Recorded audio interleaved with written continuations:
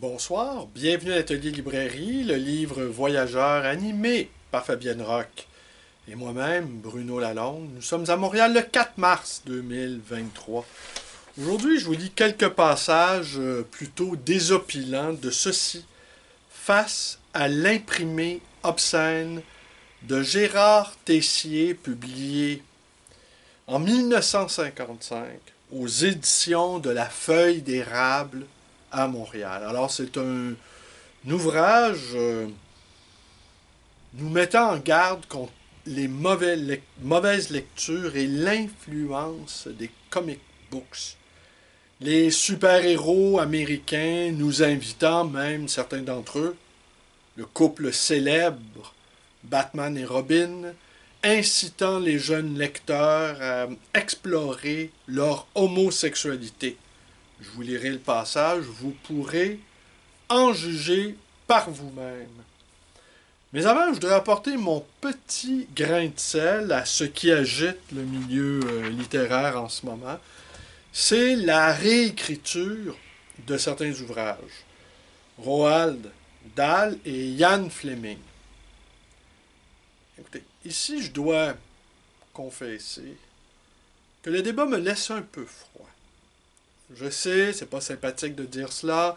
Je devrais m'insurger, je devrais me révolter, je devrais ajouter ma voix à l'indignation générale. Mais pour ma part, constatant déjà depuis très longtemps que la littérature intéresse un tout petit nombre de gens qui ont cure, ont qu'indifférence pour... Comment je pourrais vous résumer ma pensée sans trop... Les lecteurs, les lectrices qui ont consacré une partie importante de leur vie à lire, à réfléchir et à étudier, se sont coltinés depuis longtemps à des œuvres qui les ont peut-être bouleversés, transformés même, émus, touchés, révoltés. Et ils ont tout lu, au fond. Ils ont tout lu. Vous me direz ici, Roald Dahl, c'est une littérature adressée aux enfants. Ah ben, les enfants, comme Freud le rappelait, ce sont des pervers polymorphes, ce que nous ne voudrons plus jamais entendre.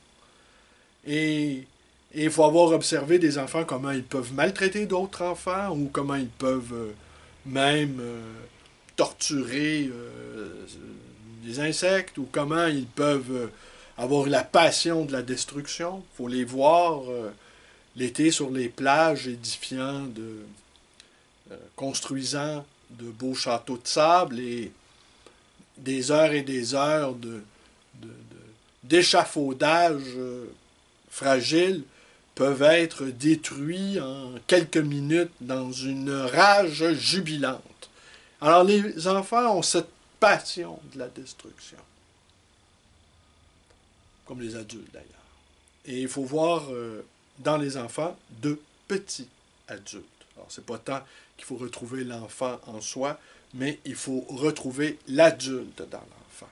Et ils peuvent être menteurs, ils peuvent être chapardeurs, ils peuvent être dénonciateurs, ils peuvent se mettre en groupe pour maltraiter l'un des leurs, ils peuvent se livrer à toutes sortes d'expériences. Bref, les enfants ne sont pas des êtres angéliques. Évidemment, les adultes aiment bien projeter sur eux leur innocence perdue, qu'ils n'ont jamais eue de toute façon, ou projeter un tas de trucs qui, au fond, n'ont rien à voir avec la connaissance de l'enfance. Il faut avoir lu La Comtesse de Ségur pour voir à quel point les enfants peuvent être malfaisants. Bon, j'aurais envie de dire le genre humain en général. Alors, pour ma part, comme depuis déjà un bon moment, je pense que la littérature est le dernier bastion de la liberté, le dernier bastion individuel de la liberté, et que la communauté des lectrices, des lecteurs, qui est une communauté quasi secrète, quasi clandestine, et qui n'a pas à... Comment je peux vous dire ça? Peut-être ma pensée n'est pas assez développée. N'a pas à prendre parti pour tous les débats qui agitent la société, incluant son objet même, la littérature. Alors oui, évidemment, les lecteurs sensibles qui procèdent à des relectures, comme on va le voir, ce n'est pas le désir d'interdire, le désir de transformer, le désir de s'emparer des œuvres et les faire autres, les désirs de travestir est inhérent à la psyché humaine. Et j'avais une amie, sœur Charlotte, aujourd'hui décédée. Elle est décédée il y a quelques années. Sœur Charlotte, elle avait entrepris de réécrire les psaumes. Alors, vous imaginez un peu, jugeant que les psaumes étaient trop chargés d'actes violents. Alors, elle avait littéralement, ce livre a été publié, donc elle avait littéralement supprimé, omis tous les passages violents. Alors, ça donnait des psaumes aériens, des psaumes légers, des psaumes inoffensifs, qui visiblement lui faisaient plaisir. Alors, et sœur Charlotte, elle partait d'un bon sentiment, comme les lecteurs sensibles. Elle partait d'un bon sentiment, elle voulait ménager la sensibilité de ceux qui pourraient, priant les psaumes, être pris d'effroi soudainement par les massacres commis au nom de Dieu ou au nom de n'importe quoi. Alors elle avait entrepris ça. La petite histoire aussi, comment j'avais rencontré sœur Charlotte. Il est possible que je ne vous lise pas tout de suite le passage en question, que je me le réserve pour demain. On va voir comment cette vidéo... Non, je pense avoir le temps. Alors, pour la petite histoire, donc, sœur Charlotte était bibliothécaire dans sa communauté religieuse. Et toute petite communauté, réduite à quelques membres, vieillissant et même dans un état plutôt douloureux. Et régulièrement, elle faisait du ménage dans sa bibliothèque et elle m'invitait à me porter acquéreur d'un certain nombre d'ouvrages. Ici, je dois confier que j'y allais plus pour amitié que pour autre chose, car sœur Charlotte avait beaucoup d'humour et très curieusement, elle était tout à fait ravie que nous ayons le même signe astrologique, elle et moi. Ça l'amusait beaucoup. Et moi aussi, ça m'amusait qu'une sœur qui avait une sœur missionnaire qui avait travaillé en Amérique latine, en Amérique du Sud, s'intéressait à l'astrologie. Ça me faisait plutôt rigoler. On avait le même signe, donc. Et, mais, dans ce gynécée religieux, de sourdes rivalités pulsaient entre les membres de cette petite communauté vieillissante et peu nombreuse. Tant et si bien que lorsque j'y allais, je devais user de stratagèmes pour ne pas me faire remarquer, et lorsque nous nous déplacions à travers les couloirs, elle s'organisait pour échapper à la vigilance de telle ou telle sœur qui avait l'habitude de médire, de commérer, et donc c'était une sorte d'expédition dans les allées très silencieuses de ce magnifique monastère, afin d'échapper à la surveillance et la vigilance des unes et des autres. Ce qui aussi m'amusait un peu, car ce n'était pas... on ne déplaçait pas là la bibliothèque du Vatican, vous vous en doutez. Mais pour moi, c'était l'occasion de réfléchir une fois de plus à toutes les vicissitudes de l'esprit humain et dans un lieu consacré à la prière, à la contemplation et, en quelque sorte, au détachement des biens de ce monde. Ça m'amusait plutôt. Peut-être Sœur Charlotte aussi, ça l'amusait. Et dans cette affaire-là de, de réécriture, j'ai pensé aussi à Dany Laferrière, qui, à un moment donné, je ne sais pas, c'est pas clair dans mon esprit s'il le fait, mais il a eu envie de ne plus se dire écrivain, mais de se dire réécrivain. Car il avait pour projet de réécrire ses livres. Alors sans doute les écrivains sont très nombreux aujourd'hui que s'ils avaient la possibilité de revenir en arrière et de réécrire certains ouvrages, sans doute le feraient-ils. Mais comme, hélas, la majorité des écrivains accusent des méventes fatales, la plupart des ouvrages ne sont jamais réimprimés. Alors, quand ils le sont, surtout dans des domaines temporels, comme la politique, la sociologie ou des faits de société, on peut aisément faire des versions nouvelles. Si l'ouvrage a connu un certain succès, va sans dire, et s'il est l'objet d'une demande encore existante. Alors oui, on peut arriver version nouvelle, version adaptée, version ajoutée, etc., etc., avec une nouvelle page couverture, ce qui contribue à faire vendre le livre. Mais pour ce qui est des ouvrages de fiction, ou de poésie, ou de littérature, qui n'ont pas connu un succès suffisant, eh bien, la réécriture, évidemment, n'est pas une option.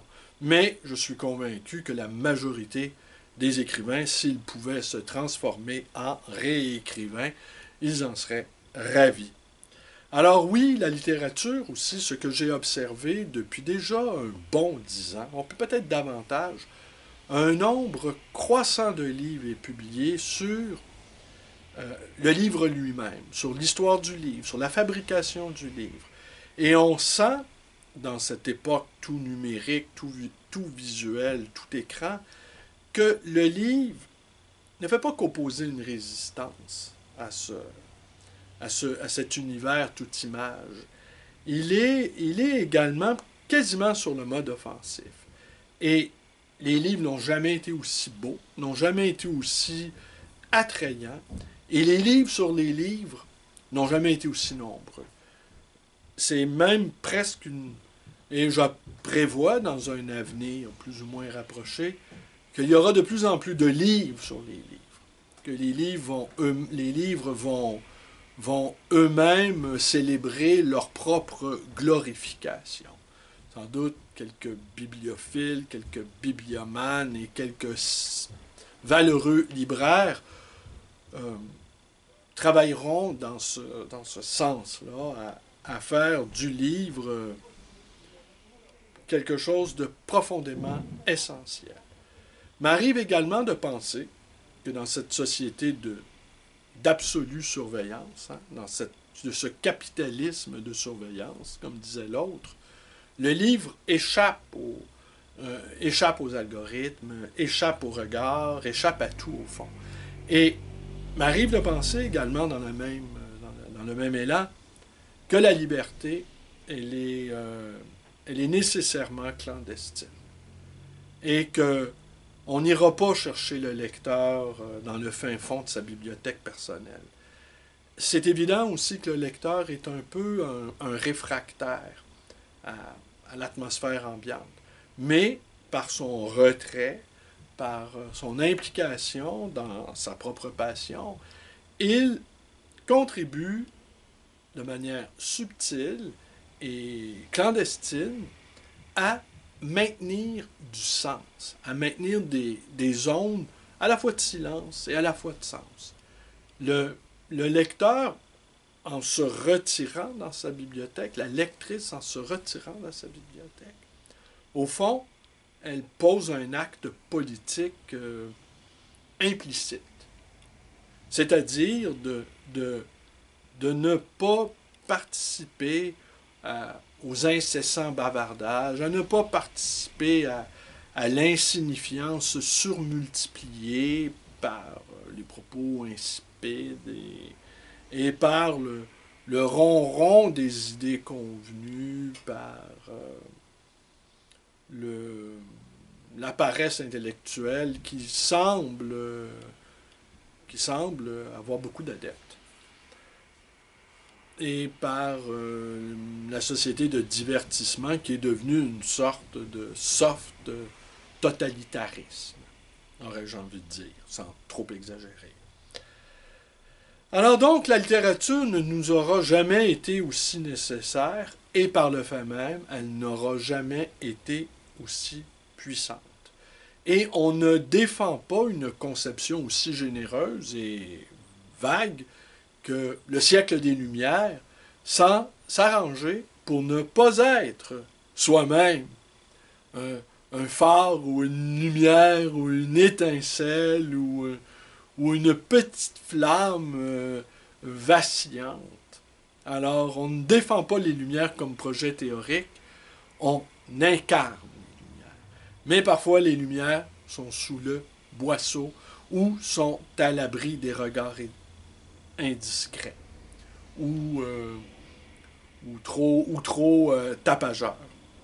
Alors oui, la littérature est appelée un brillant avenir, malgré tous les censeurs qui ont toujours été là. Alors, je vais vous en donner une démonstration. Finalement, je vais y aller tout de suite avec mon face à l'imprimé obscène. Tenez, que je vous montre. Je vais vous lire quelques petits passages. Je ne vais pas encombrer trop votre esprit. Mais vous allez voir, au fond, c'est plutôt très amusant, tout ça.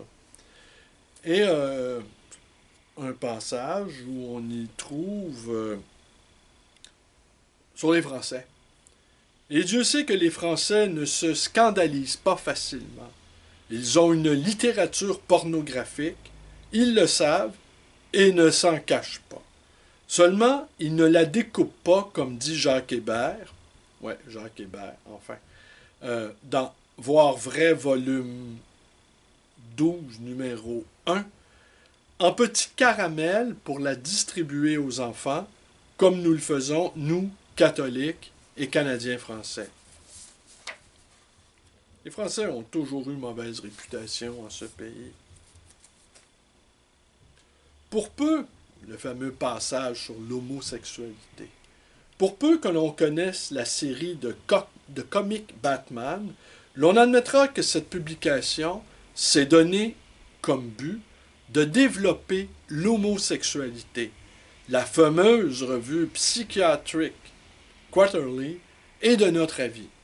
Ouais, c'est la science le dit. La série de comics Wonder Woman ou Black Cat présente les mêmes dangers pour les jeunes filles. C'est même quelque chose, hein? Deux types en pyjama, hein, avec une cape sur les épaules. C'est sûr que ça peut donner des idées aux jeunes gens mal assurés. Quand ces pauvres gens, ces enfants de 40 ans, se trouvent devant un kiosque à l'occasion d'une correspondance de tramway, ils sont attirés par les manchettes sensationnelles et les titres scabreux des publications immorales.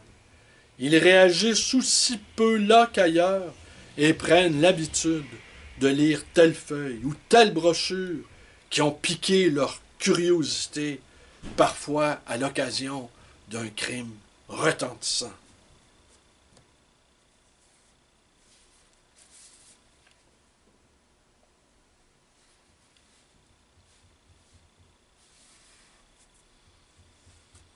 Qu'en résulte-t-il? Encore la psychiatrie qui est mise au service de la moralité. Selon un psychiatre américain réputé, le docteur Frédéric Wertmann, les incitations malsaines des comiques contribuèrent très nettement au développement de la criminalité. Ce que l'enquête de l'Université de Californie veut camoufler sous prétexte de preuves scientifiques. Un autre Américain, Albert E. Kahn, écrit dans Mass and Mainstream, ou 1954, très à jour notre auteur, hein, ça a été publié en 1955. Les crimes des délinquants juvéniles n'ont jamais été d'un caractère plus violent et désespéré. Un nombre continuellement croissant d'enfants de tous les coins du pays sont arrêtés pour des délits comme le vol, l'attaque criminelle, le viol, le vol à main armée et l'assassinat. Dans différentes villes, on a établi un couvre-feu pour combattre de tels crimes par les jeunes. Et à Philadelphie, récemment, des patrouilles de police ont arrêté presque 1000 adolescents, garçons et filles, avec l'objectif annoncé de mettre fin à un règne juvénile de terreur sans précédent. Des batailles rangées entre des gangs rivaux d'adolescents, armés de bâtons, de couteaux, de matraques et de revolvers, sont devenus lieux communs à New York, Los Angeles, Chicago, San Francisco et autres centres métropolitains. Des cercles de stupéfiants ont pullulé parmi les enfants et les jeunes de notre pays à un point tel que le magazine US News and World Report a fait observer les jeunes adonnés aux stupéfiants sont un signe des temps.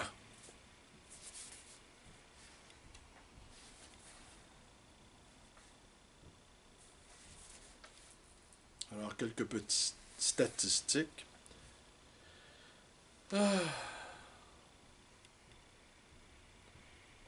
Qu'il se lit 990 millions de comics par mois et aux États-Unis, nous avons bien dit par mois. Qu'au Canada seulement, l'on dépense pour plus de 3 millions annuellement pour l'achat de comics et autres publications pornographiques. Que 80% des jeunes délinquants détenus dans les maisons de correction ont appris à transgresser les lois par la lecture des comics. Que la compagnie Superior Publisher de Toronto fait à elle seule un chiffre d'affaires dépassant le million, et ce, en ne publiant que des horreurs et des saletés. Que de 1937 à 1947, il ne se publiait en Amérique que 19 comics. Aujourd'hui, si l'on s'en tient au rapport de Advertising Age, il s'en publie plus de 580. Que les comics, dits horreurs comiques, ont 90% de leurs illustrations, montrent des scènes de cruauté. Ablation des yeux dans 71% de ces comics. Que la police de Sterling, Ontario, conclut que c'est la lecture de Little Fugitive qui poussa Jean Ingram, 13 ans, à se pendre. Que le cri de bataille de la franc-maçonnerie est « Pour terrasser l'Église et perdre les âmes, perdons la femme ».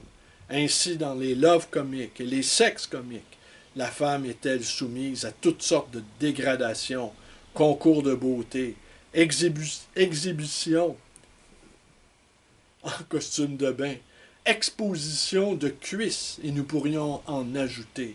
On flatte la femme pour mieux l'asservir et réveiller ainsi les tendances bestiales latentes en chacun de nous. Écoutez, ça continue, je vais vous en lire deux, trois autres, là.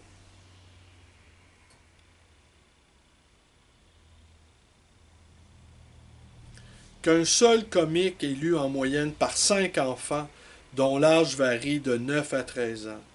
Que la lecture régulière de certains comiques suscite chez les jeunes des crises d'hystérie qui affectent leur comportement général.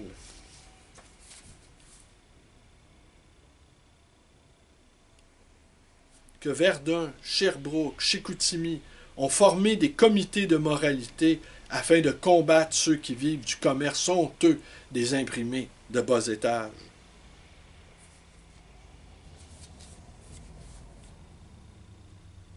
Alors oui, on pourrait continuer.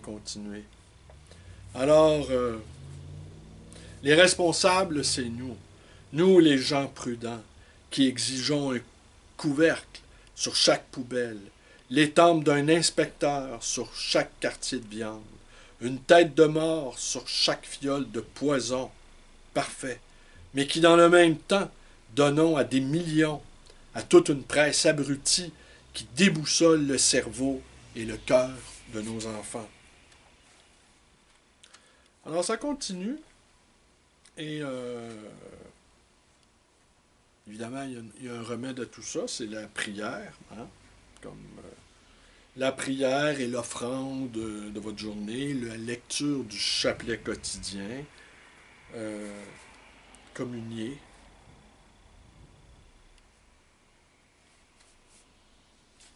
Et l'appendice, ce qu'on ne devrait pas lire. Périodique de langue française indésirable pour enfants et jeunes enfants. Comique à proscrire. Comique à déconseiller ou à ne pas recommander. Publication pornographique de France. Appréciation morale des publications de la collection Livres de poche. Revue prohibée par la censure du Québec. Alors, ici, je vais vous en lire quelques-uns. Périodique de langue française indésirable pour enfants et jeunes adolescents. Alors, il y a 4 catégories. À ne pas recommander, à déconseiller, à rejeter et à proscrire. Hein. On voit la gradation ici. Alors, oui, la revue L'Abeille, parce qu'elle est protestante. La collection L'Appel de la jungle. Les aventures de Bamboula. Les aventures des pieds nickelés. Les aventures et mystères, la collection. Bamboula encore qui revient. Bibi Fricotin, le dangereux Bibi Fricotin. Big Bill, le casseur. Bill Cyclone. Bouclette, la très dangereuse Bouclette. Boom, le Boys Digest. Cabriole. Ouais, cabriole, on peut comprendre que les cabrioles, hein, pour les enfants, c'est pas tellement une bonne idée. Les cahiers de l'aventure, le Capitaine Marvel, le Capitaine Sabard, le Corsaire Noir, D'Artagnan, le deuxième bureau contre la... Ah oui, ça j'ai oublié de vous dire. Alors le D, c'est à déconseiller. On va y aller avec les proscrire, c'est plus drôle. Alors proscrire, c'est... Oui, attendez. On va y aller avec les proscrire. Alors, à proscrire, je reprends. Casse-cou, le casseur, l'astucieux, les aventures de Bamboula, ça c'est vraiment à proscrire. Je sais pas ce qu'il a fait, ce malheureux Bamboula, mais pour mériter l'opprobre ainsi. Mascotte, Kid Magazine, Kid Oklahoma. Alors, les périodiques indésirables à proscrire. Mon copain. Ah oui, mon copain. La panthère blonde. Les petits moineaux. Pirates et conquistadors. Oh, ça, c'est chaud.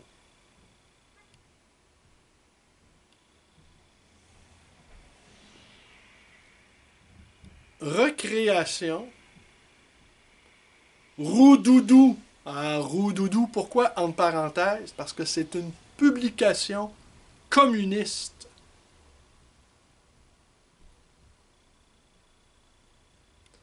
Vaillant, communiste.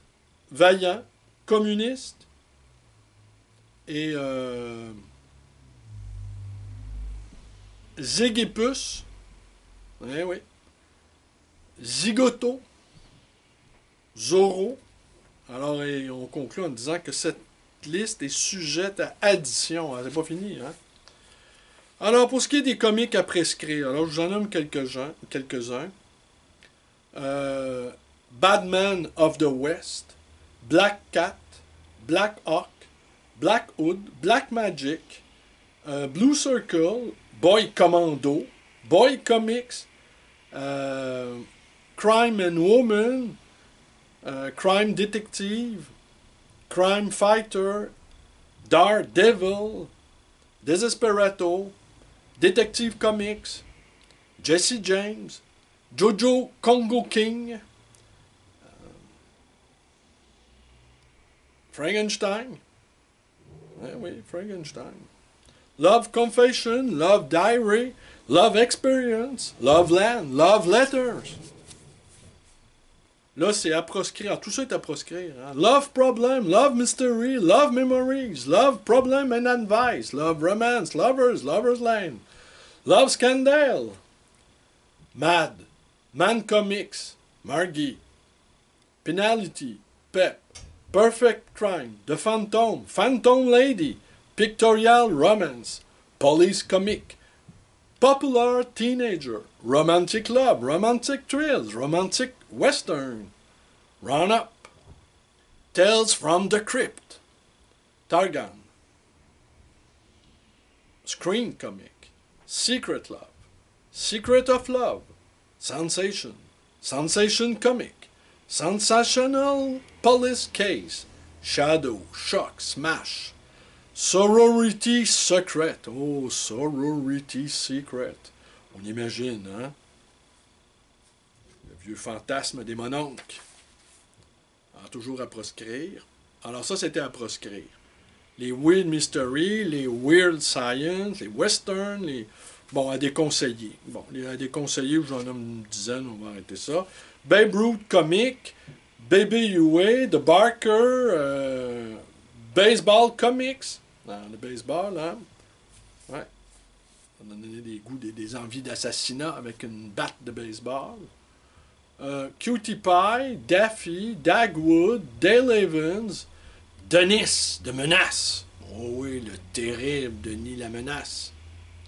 Dick Cole, Dick Tracy, Dini, Daisy Duck, Donald Duck. Oh, Donald Duck. Ouais, Donald Duck est à déconseiller. Indian Fighter, Jack Armstrong, Jackie Robinson. Ah oui, Jackie Robinson est à déconseiller. Alors, on continue. Bon, écoutez, à déconseiller, je pense que j'en avais assez entendu. Il y a une note décroissance, c'est à proscrire, c'est à déconseiller. Et là, à déconseiller. Bon, pour ce qui est des livres de poche, bon, André Gide, on va retourner dans la littérature si vous permettez. André Gide, Jean-Paul Sartre, Les mains sales, Jean-Paul Sartre, Le mur, Émile Zola, La bête humaine, on s'en doute bien, hein, La bête humaine. Émile Zola, Thérèse Raquin, Nana d'Émile Zola. Alors ça, c'est à l'index. À proscrire maintenant. Ça, c'est les plus intéressants. La cloche de Bâle d'Aragon, Le salaire de la peur de Georges Arnaud, La jument verte de Marcel Aimé, Vipère au poing d'Hervé Bazin, Königsmarck de Pierre Benoît, Le petit arpent du bon Dieu de Caldwell, Brume de Francis Carco, ça c'est à cause des stupéfiants, La chatte de Colette, pas de commentaire, Marcel Pagnol, attendez, non. Colette, toujours Gigi, L'ingénue libertine, L'hôtel du Nord de Dabi, L'adieu aux armes d'Hemingway, Pour qui sonne le glas d'Hemingway, L'équipage de Joseph Kessel, L'amant de Lady Chatterley de Lawrence, Cola Brognon de Romain Roland. Alors, pour lecteurs adultes avertis à ne lire qu'avec très grave raison. Francis Carco, L'homme traqué, Gilbert Cesbron, Notre prison est un royaume, Roland d'Orgelès, Le cabaret de la belle femme, Maurice Druon, Les grandes familles, Aldous Huxley, Contrepoint, Jean de la Barande, ce célèbre auteur normand, Nuit de cuir, Malraux, La condition humaine, Les conquérants, La voie royale, oh, et là, Monterland. Le démon du bien, Les jeunes filles, Les lépreuses, Pitié pour les femmes, Marcel Proust, Un amour de Swann. Pour les adultes avertis appelant des réserves plus ou moins graves, Daniel Rops, Mort où est ta victoire, Arthur Koestler, Le zéro et l'infini, Mazo de la Roche, Somerset Maugham, Le fil du rasoir. Bon. Alors, les publications pornographiques de France. Bon. Ça devient un petit peu lassant, mais on continue quand même. Je pourrais pas dire que je n'aurais pas contribué, moi aussi, à vous sensibiliser à certains dangers de la lecture. Alors, les publications pornographiques de France. Alors, Amour, beauté, caresse, Amour en roche, ça c'est bizarre. Amour en roche. Roche, le caillou, là, non pas en roche, le roche de drogue. Là. Amour et séduction, amour et sensation, amour fiction, bagatelle galante, beauté de Paris Hollywood, beauté magazine, beauté du diable, beauté modèle, belle de jour, belle de Paris, belle gosse de Paris, ça ne s'invente pas. Bonsoir de Paris, bousquet de Paris, cabriole d'amour, décidément. Caprice de Paris, 100% sex appeal. C'est Paris, charme, Champs-Élysées, chasse gardée, chérie, chez elle, chez choc, chez chute. Ciné sex appeal, 5 à 7, cirque d'amour, cœur de Paris, comique burlesque, coquin de Paris, coucou, coulisses de Paris, coup de foudre. Bon. Mon flirt, mon Paris, musical, Naturist Digest, New York Paris, Nini de Paris, Noir Magazine, Nouveau Nu, Nu de Paris, Nu en liberté, Pigalle, Pin-up de Paris, Régal. Bon, allons-y maintenant pour les revues prohibées par la censure de Québec. Amateur and Screen Photograph, American Beauty, Art Model, Art Photography, Beautiful Girl, Beauty Parade, Between US, Candid, Carnival, Cavalcade of Burlesque, Celebrity, Dare, Hello Buddies, It Junior, Intimate Confession, Paris Hollywood, Peep Show, People Today, Photography and Book, Picture Life, Picture Show, Taboo, Tell, Tempo, Tops. Zoe. Alors, ils nous disent ce qu'on devrait lire. Ah ben là, écoutez, je pense que vous aurez assez... ce qu'il faut lire, ben écoutez, le camping en plein air, Géographia, Benjamin, Bricolage et maison, Mécano Magazine, L'Anneau d'or, Digest Marial, L'École des parents, La famille, Berceau, Bonne parole, Bulletin des infirmières catholiques du Canada, Cahier de Sainte-Joanne, Christiane, Eau vive, éducatrice paroissiale, La femme dans la vie sociale, La femme dans la vie sociale, Feu de France, La garde malade, Gardienne du foyer, L'idéal féminin, Les jeunesses nouvelles, les revues techniques, ouais, les cahiers du jardin, Le chic de Paris, Broderie actuelle, bon, les revues de langue française pour les adolescents, Jeunesse ouvrière, bon. Alors, voilà. On aura compris que face à l'imprimé obscène, eh ben, les censeurs ont changé de visage. Maintenant, ce sont des gens qui veulent nous mettre en garde contre le racisme, contre la grossophobie, contre la misogynie, et qui veulent, au fond, purger toute négativité dans la littérature. On ne s'étonnera pas, par contre, que les livres, quand c'est dans un livre, c'est vraiment inquiétant, mais lorsque c'est porté à l'écran, dans les innombrables, les funestes et des séries, il n'y a pas de problème. Et voilà, c'est tout pour ce soir. Je vous remercie d'être avec moi. Portez-vous bien et à demain.